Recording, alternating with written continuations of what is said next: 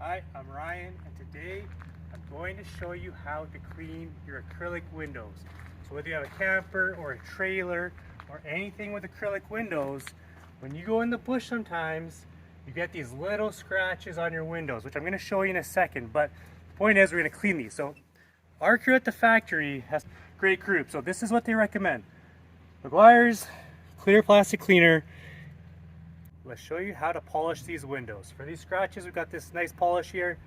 Put a little bit on a cloth. So make sure you shake it well first. You apply some on the scratches here with a nice little rub in. Getting these scratches.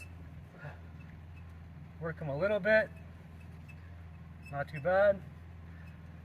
And then I'm going to take the other side of this cloth, nice clean side. Whoops. I'm going to wipe it here.